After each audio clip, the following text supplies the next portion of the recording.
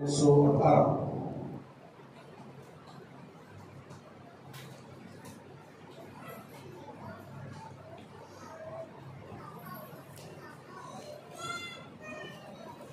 ज़बूर 118 और उसकी 15वीं और 16वीं आयत।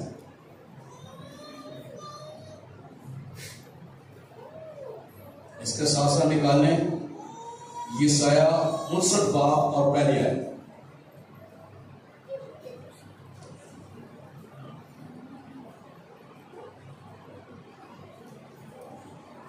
पहला हवाला है ज़बूर 118 15वीं और 16वीं आयत, और दूसरा वाला यशाया नबी का सहीफा उसका 59वां बाब 59 वर्स 1, 59वां बाब और उसकी पहली आयत। सो आइए हम देखेंगे। पहले हम पढ़ेंगे 118 ज़बूर 15वीं और 16वीं आयत। साधकों के खैमों में शादमानी और निजात की रागनी है। खुदावंद का देना हाथ दलावरी करता है। खुदावंद का देना हाथ बुलंद हुआ है। खुदावंद का देना हाथ दलावरी करता है। साधकों के खैमों में शादमानी और निजात की रागनी है। खुदावंद का देना हाथ दलावरी करता है। खुदावंद का देना हाथ बुलंद हुआ है। खुदावंद का देना हाथ दलावरी करता है। आइए 59वें बाब में देखते हैं। यशाया पहली आयत। देखो खुदावंद का हाथ छोटा नहीं हो गया कि बचा ना सके, और उसका कान भारी नहीं कि सुन ना सके। देखो खुदावंद का हाथ छोटा नहीं हो गया कि बचा ना सके, और उसका कान भारी नहीं कि सुन ना सके। खुदावंद इस कलाम के वसीला से आप तमाम को खुदा बड़ी बरकत बख्शे। आमीन। अब मेरे अज़ीज़ों, आज हम सीखेंगे कलाम मुक़द्दस में से हाथ के ताल्लुक से, हैंड, हाथ के ताल्लुक से हम सीखेंगे। पहली बात सीखेंगे हाथ के ताल्लुक से। पहला पॉइंट है खुदा का हाथ। हाथ के ताल्लुक से सीख रहे हैं, और है खुदा का हाथ। अब हमने देखा है साधकों के खैमों में शादमानी और निजात की रागनी है। खुदावंद का देना हाथ दलावरी करता है।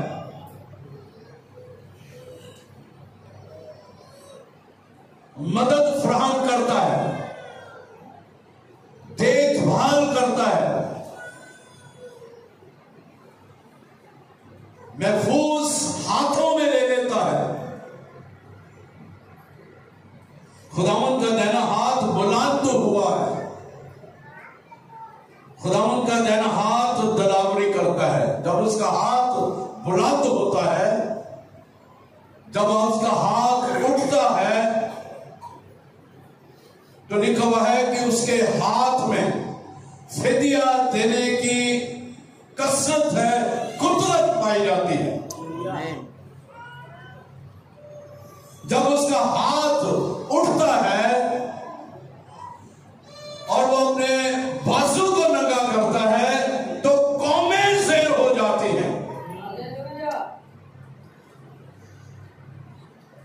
और इसी खूबसूरत हाथ ने आदम को बनाया है।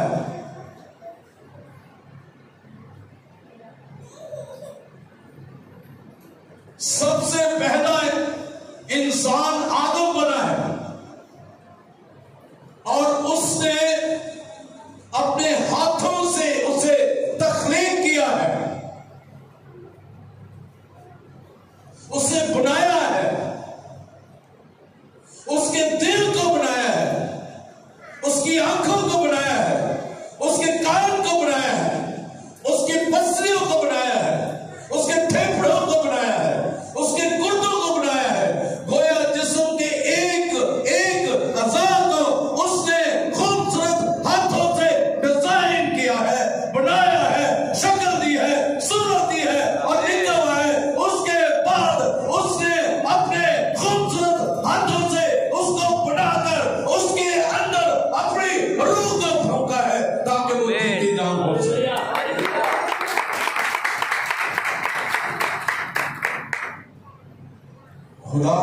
हाथ डिजाइन देता है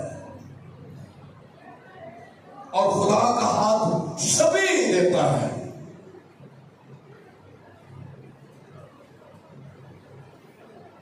जैसे निखिल साहब ने दुआ की, खुदा के खादम की इस बात को लिया कि सब कुछ खुदा कलाम में लिखा है, कलाम में सब कुछ है, पढ़ने की जरूरत है। कलाम नहीं पढ़ेंगे तो समझ नहीं आएगी, पता नहीं चलेगा कि ये है।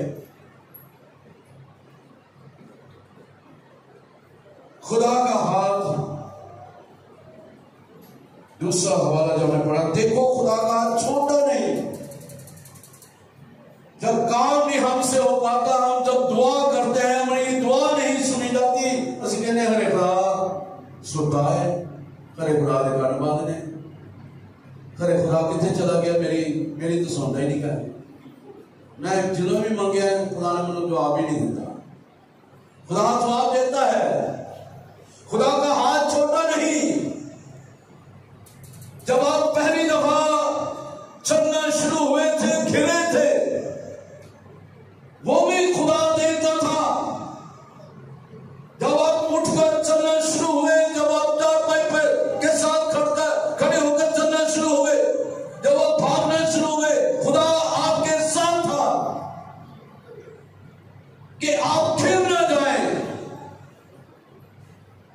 जब आप कहीं भी जाते हैं, खुदा के हाथ, खूबसूरत हाथ, उसके बेटे यीशु के छेदे हुए हाथ आपके चुगिर्द होते हैं। मेरे अजीजों, मैं आपको ये इंश्योरिटी देता हूं कि खुदा का हाथ छोटा नहीं, जहां भी आप चले जाएं। इसलिए फरमाता है 139 में दाऊद कहता है कि मैं पताल में भी चला जाऊं तो वहां पर भी है, मैं आसमानों में भी चला जाऊं तो वहां पे भी मौजूद है, जिस भी जगह पर चला जाऊं तो मौजूद है। तो इसका मतलब है कि खुदा का हाथ बहुत बड़ा है। Hallelujah, praise God. और जब आदम को बना लिया, उसके साथ वक्त बिताता था, तो निकोलस का अकेले रहना अच्छा नहीं है। और निकोलस की मानद, उस पर गहरी नींद भेजकर उसकी मानद, खुदा की मानद एक शख्स बना दिया, यानी औरत को बना दिया, उसकी पसलियों में से पसली निकाली। और खुदा ऑपरेशन भी करता है अपने हाथ को लेकर, ऑपरेशन भी करता है आपके अंदर से, वो तमाम तरह की बीमारियों को निकाल देते। आप सुनते हैं कि मैं दुआ कर रहा था, कर रही थी, एक हाथ आया और उसने मेरे अंदर हाथ डाला और मेरी सारी बीमारी को निकाल दिया। वो हाथ किसी का, वो हाथ खुदा का। यकीन करने की जरूरत है कि वो हाथ आपको कभी अकेला नहीं छोड़ता, वो हाथ हमेशा पकड़े रहता है। खुदा का हाथ आप पर है। इंश्योरिटी आपको होनी चाहिए कि खुदा का हाथ छोटा नहीं है। आइए मजीद इसके बारे में और सीखेंगे। अभी दूसरे पॉइंट की तरफ आते हैं। खुरूज की किताब में आती है,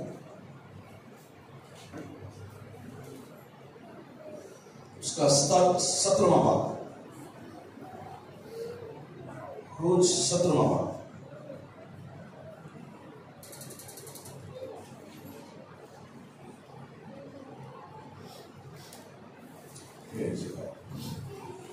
खुरूज 17वें बाब में लिखा हुआ है, उसकी 8वीं आयत,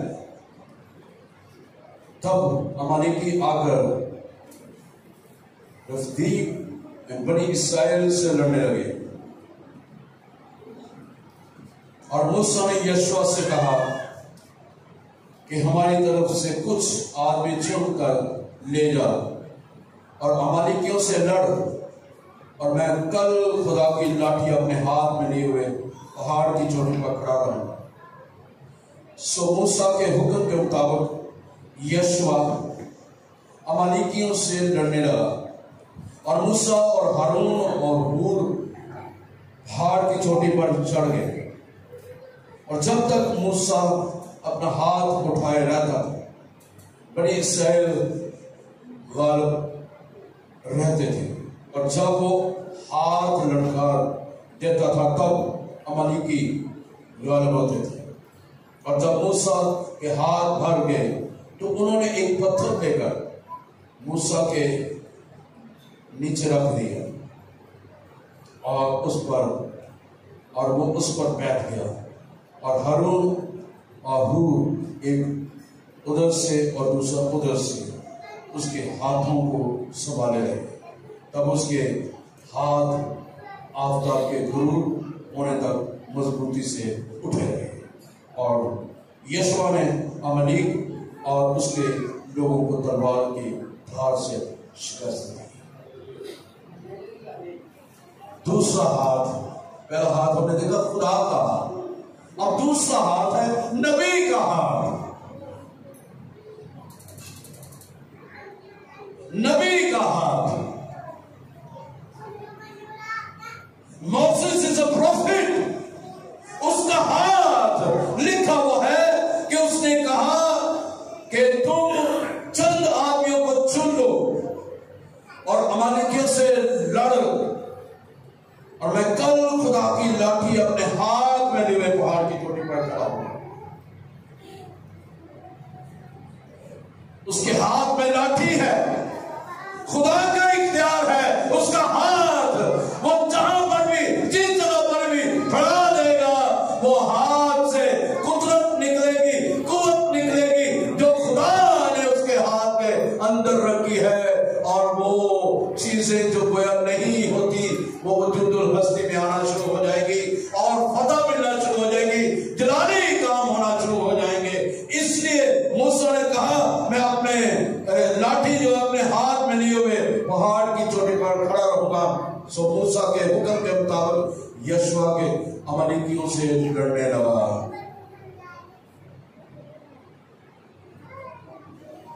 और वो लड़ने लगा है। कौन कौन साथ गए हैं? मूसा और हारून और हूर, ये तीन बंदे पहाड़ी पर गए।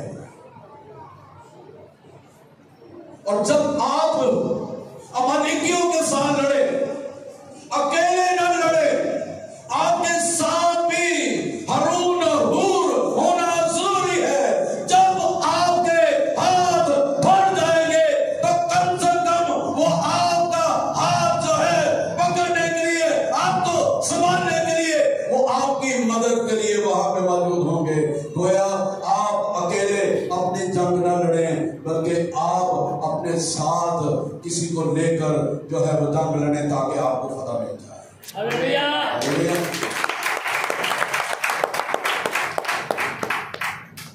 हम अकेले अपनी कोठरी में, वो जगह जहां पे हमने मखसूस की होती है, अकेले जंग लड़ते रहते हैं। हम किसी को दावत नहीं देते, हम अकेले जंग लड़ते हैं। लेकिन हमें जो है वहां पे खुशी, तसल्ली, इत्मीनान नहीं मिलता, इसलिए क्योंकि हम अकेले लड़ रहे हैं।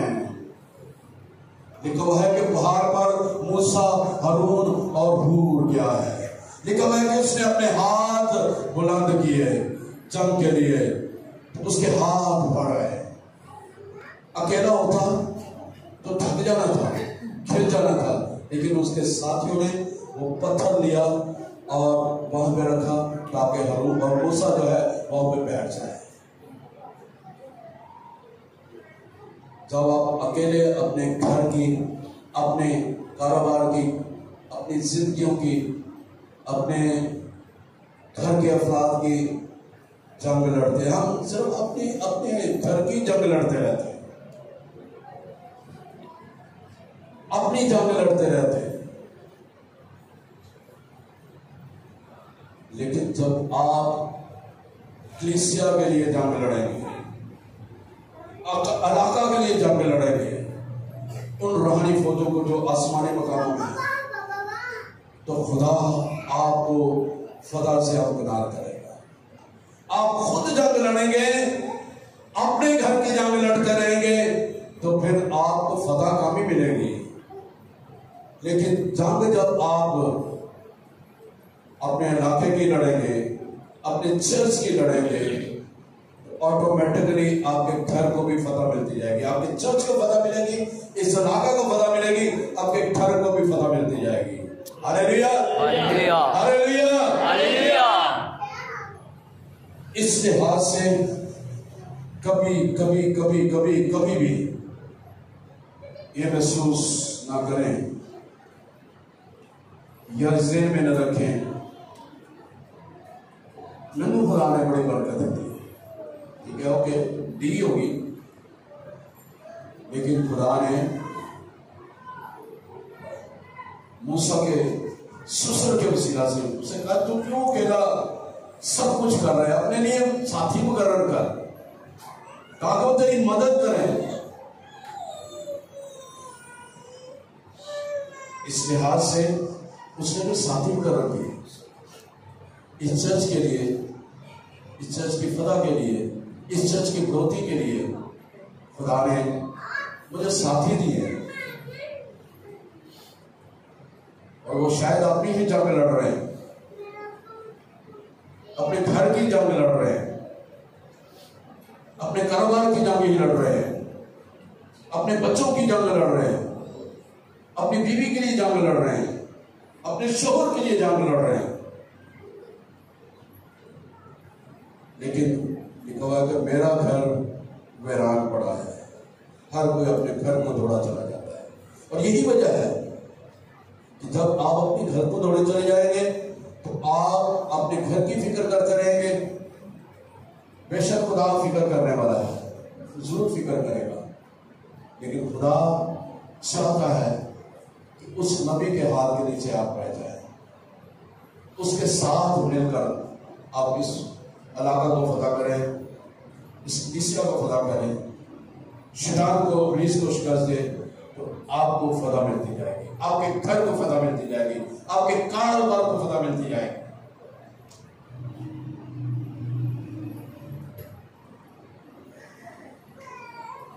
मैंने अपनी जिंदगी में सीखा है,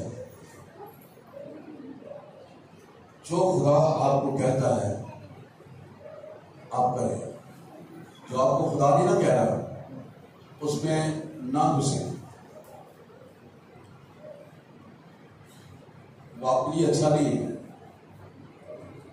आप जंग दूसरों की लड़े, ठीक है, लड़े जरूर लड़े, लेकिन तरीके से लड़े।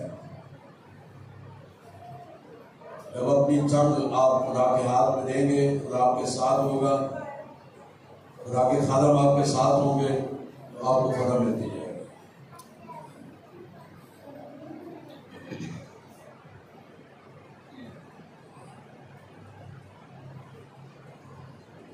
हमने परसों मैसेज सुना है, इस मैसेज को भी ज़हन में रखें कि खुदा चाहता है कि उसकी कलीसिया बरकत हो, उसकी कलीसिया में दाग दबा चोरी ना हो। ये दाग दबा चोरी क्या है? हसद है, नफरत है, कदूरत है, बिद्दत है, लड़ाई चल रहा है, उंगली उठाना है और उल्टी पुल्टी बातें करना है। ये दाग दबा चोरी है। ये खुदा नहीं चाहता कि कलीसिया पर दाग दबा चोरी।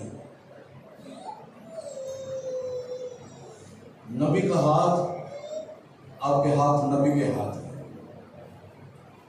आपके हाथ उठने चाहिए ताकि आप फतह पा सकें। मूसा के हाथ उठे तो लिखा हुआ है कि जब वो चट्टान पर बैठ गया, गोया वो चट्टान यीशु मसीह है। जब आप यीशु मसीह पर तकिया लगाते हैं ना, जब आप, इंग्लिश का लफ्ज बहुत, जब मुझे अच्छा लगता है, लीन ऑन गॉड। लीन ऐसा होता है जैसे माँ बैठी है, बेटी या बेटा उसके टांग पर अपना सर रखते हैं, या वो साथ बैठे टेक लगा लेते हैं। जैसे ये है, मैं ऐसे टेक लगाई, मैंने ऐसे आराम सा मिल जाता, सुकून सा मिल जाता है। That is called lean on God. खुदा पर अपना अपना तकिया, अपने आप, अपना भरोसा अब आप दुआ करेंगे, यानी कि मूसा जब चट्टान पर बैठ गया उसे सुकून हो गया कि मुझे पता है कि अब मुझे फतह मिल जाएगी। हालेलुया। तो जब उसके हाथ नीचे हो जाते थे उनको शिकस्त होना शुरू हो जाती थी, क्योंकि उसके हाथ नीचे हो गए थे, वो भर आए थे।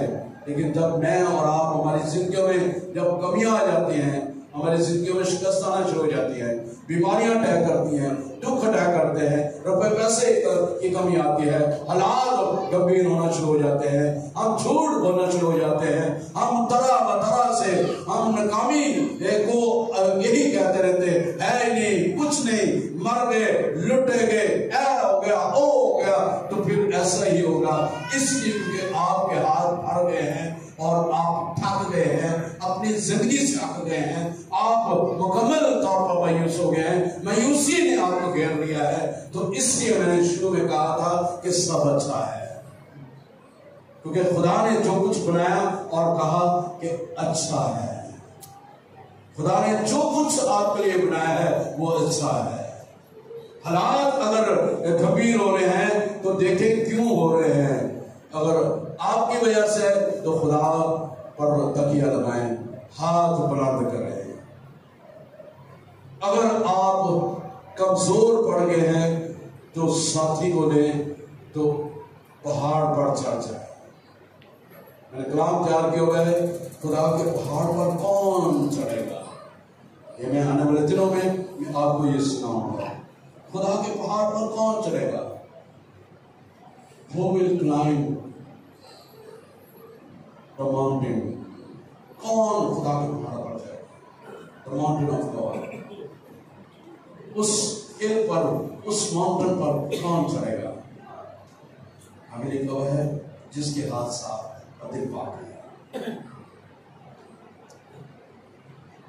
तो जब आपके हाथ ऊपर हो, आपका दिल भी साफ हो, आपके हाथ भी पाक हो, आपका रूह बदल गया, टोटली तौर पर क्लीन होना चाहिए, यीशु के खून से धुला होना चाहिए। एक और हवाला देखते हैं, अब्रानियों 12:12 सीख रहे हैं खुदा का हाथ। खुदा का हाथ, नबी का हाथ। अभी नबी के हाथ की तरफ हम बढ़े हुए हैं। लिखा हुआ है अब्रानियों 12:12 में लिखा हुआ है, बस ढीले हाथों सुस्त घुटनों को दुरुस्त करो। जो हम ढीले पड़े हुए हैं, सब कुछ कलाम में है, बस ढीले हाथों और सुस्त घुटनों को दुरुस्त करो, अपने आप को दुरुस्त करो। कितने हैं जो जुमे वाले दिन आए थे और कितने हैं जो आप साथ अपने घर वालों को लेकर आए हैं, बच्चों को लेकर आए हैं, खानदान के लोगों को लेकर आए हैं। कल है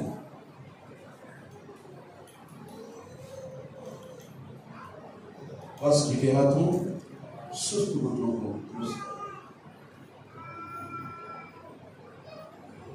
ज़बूर 149 शरीयत में लिखा, उनके मुंह में खुदा की तमजीद और हाथ में 2 धारी तलवार होगी। आपके मुंह में खुदा की तमजीद होनी चाहिए, ना कि दूसरों के लिए लानत होनी चाहिए। आपके मुंह में खुदा की प्रशंसा होनी चाहिए, ना कि आप ऐब जोई होनी चाहिए, ना कि तनकीद होनी चाहिए, ना कि गुस्से भरे अल्फाज होने चाहिए, ना कि किसी को बुरा भला कहना चाहिए, बल्कि आपके मुंह में खुदा की तमजीद होनी चाहिए। और हाथ में 2 धारी तलवार, हाथ में 2 धारी तलवार, खुदा का कलाम आपके हाथ में होना चाहिए। जब आए शैतान आए आपके मुंह में डालने लगे कोई ऐसी बात, तो ये कलाम आपके मुंह पर लग जाए, ताकि वो लफ्ज आप पर आपके अंदर दाखिल होने चाहिए, आपके सर पर रखे जाए, ताकि वो आपके दिमाग में वो ना आए। आपके दिल में वो हो, ताकि आपके वो दिल में ना जाए, आपके कदमों पर हो ताकि वो जो है वो आपके कदम किसी गलत रास्ते की तरफ हो जाए, आपके हाथों में हो ताकि आपके हाथ कोई गलत काम ना करे, आपके मुंह में उसकी तमजीद और हाथ में धोधारी तलवार हो। खुदा का हाथ तसल्ली भी देता है। नबी का हाथ जब उड़ता है तो फतह मिलती है। नबी का हाथ उड़ता है तो बंद दरवाजे खुलना शुरू हो जाते हैं। नबी का हाथ उड़ता है तो शफायत होना शुरू हो जाती है। नबी का हाथ उड़ता है तो खुदा रहमत करना शुरू कर देता है। नबी के हाथ उड़ते हैं तो खुदा खुशहाली भेजना शुरू कर देता है। नबी के जब हाथ उड़ते हैं तो खुदा काम करना शुरू हो जाता है। Hallelujah, hallelujah. आपके हाथ नबी के हाथ होने चाहिए और अपने हाथों को खुदा के हाथों में दे ताकि सब कुछ हो जाए। Hallelujah, hallelujah. आइए तीसरी और आखिरी बात पे हम गौर करें।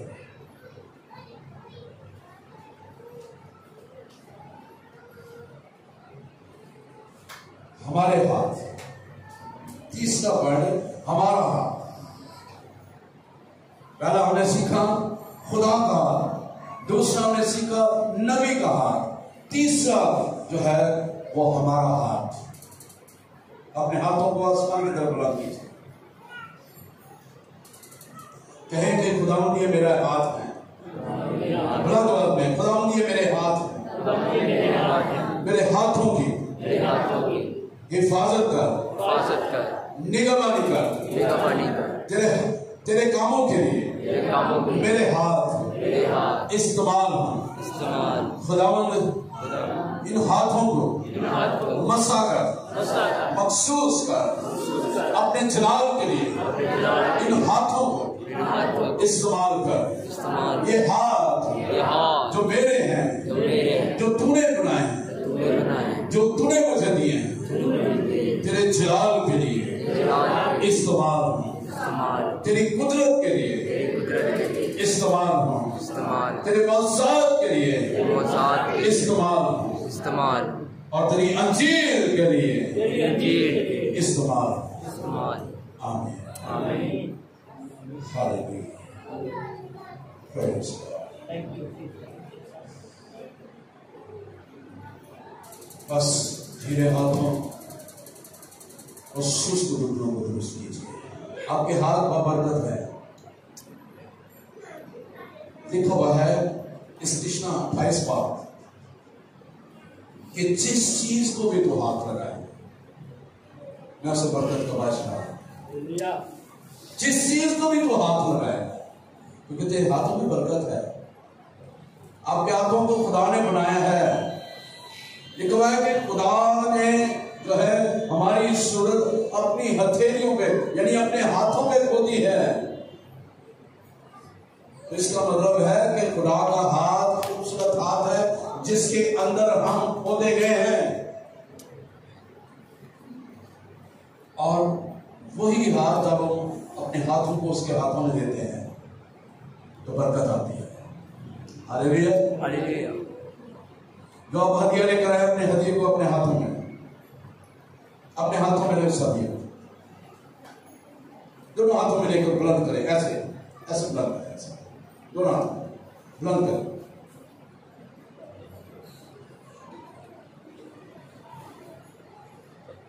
हाथ जोड़ लो। हाँ, हाथ जोड़ के ऐसे ऐसे ऐसे सभी ऐसे अपने हदिये को और कहे के खुदावंद इस हदिये को जो तूने मुझे बरकत बख्शी है, मैं तेरे हुजूर अपने हाथों में लेकर तेरे हुजूर आया हूँ। मेरे इस हदिये को जो मेरे हाथों में मैंने उसे लाचारी से नहीं बल्कि खुशी से तेरे हुजूर देने के लिए आया हूँ।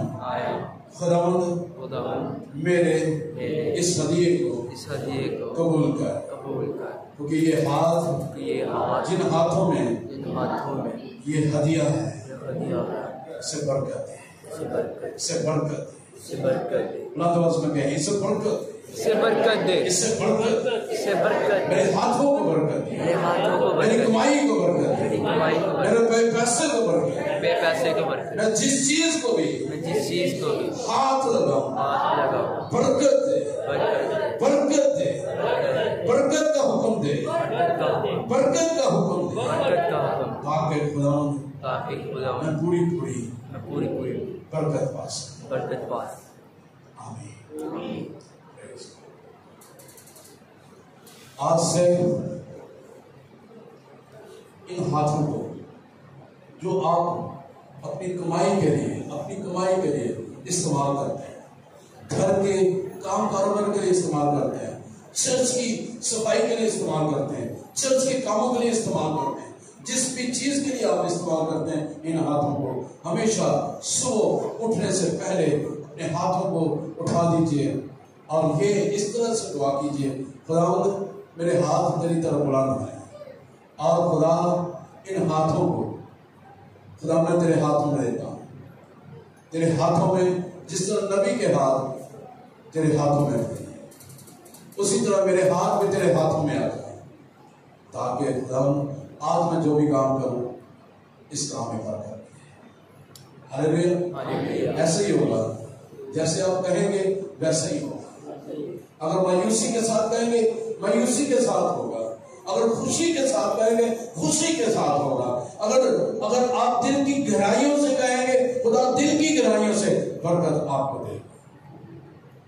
हालेलुया। आज के बाद आप अपने हाथों को कभी ना कहें ये हाथ मेरे चंगे नहीं है, अगर जिन्हों हाथ जिन्हों लानिया या लाना एक खराब ही काम हो गया, कभी ना कहिए।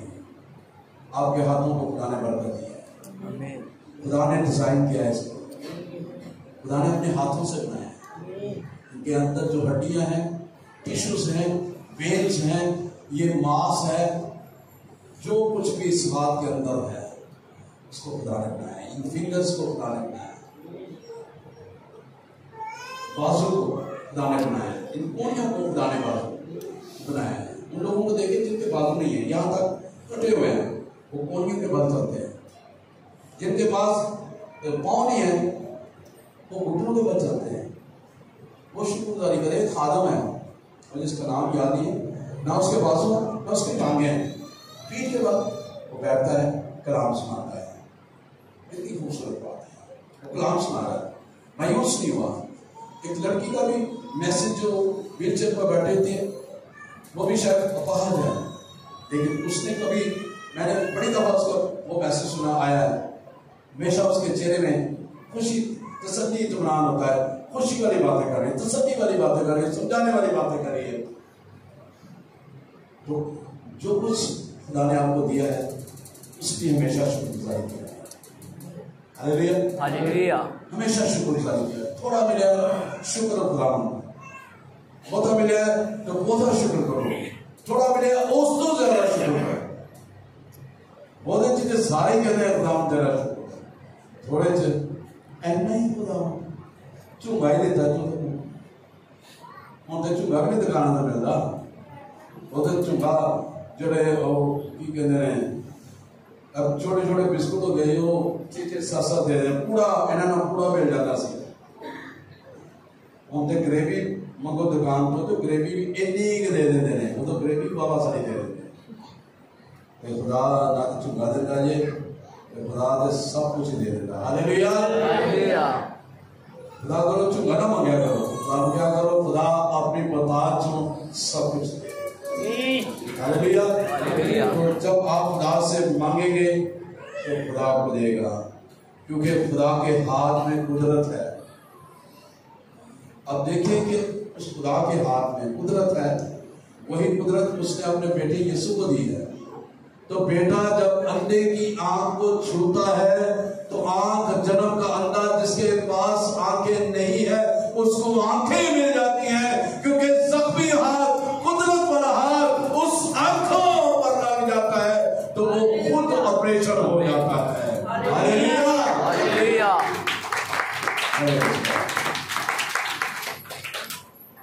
और वो हाथ जो खुदा के हाथ जो हैं, नबी के हाथ जो हैं, हमारे जो हाथ हैं, खुदा के साथ मिलकर बरकत बन जाते हैं। Hallelujah, hallelujah. क्योंकि खुदा के हाथ तो आदम ने बनाया है, बरकत दी है, वही बरकत खुदा की तरफ से मिली है हमें अपने हाथों को उठाकर शिकायत करने की जरूरत है, बरकत चाहने की जरूरत है, अपने हाथों को इस्तेमाल करने की जरूरत है, क्योंकि खुदा के हाथ में फिदिया देने की कसरत है। और खुदा के हाथ लिखा हुआ है, ज़बूर नवीस लिखता है कि वो आसमान से मुट्ठी खोलता और जमीन पर निगाह करता है और फिर वो मुट्ठी खोलकर हर जानदार को सेरो सुना करता है। हालेलुया।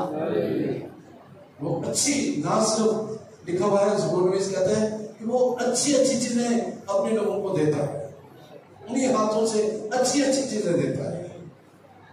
खुदा का बड़ा हुआ हाथ, खुदा यीशु का छेदा हुआ हाथ जो आज सलीब आपको खाली नजर आ रही है, उसके हाथों ने आपके लिए, मेरे लिए अपने हाथों पर कील ठोकवाया है। और उसने कहा है, ऐ मेरे बेटे, मेरे सलीब पर चढ़ जाने से और कील ठोकवाने से मेरी मोहब्बत को महसूस कर, इतनी मोहब्बत है मुझे तुझसे, इसलिए क्योंकि मेरे हाथ तेरे लिए खड़े रहेंगे और कभी भी पीछे नहीं हटेंगे। इसलिए क्योंकि मैंने अपने कलाम में कहा है, मैं तुझसे कभी भी दस्तबरदार यानी अपना हाथ तुझसे नहीं हटाऊंगा। सो खुदा का हाथ जिंदगी देता है, खुदा का हाथ इख्तियार बख्शता है, खुदा का हाथ घिरेओं को उठा खड़ा करता है, खुदा का हाथ हमें मोहब्बत से गले लगा देता है।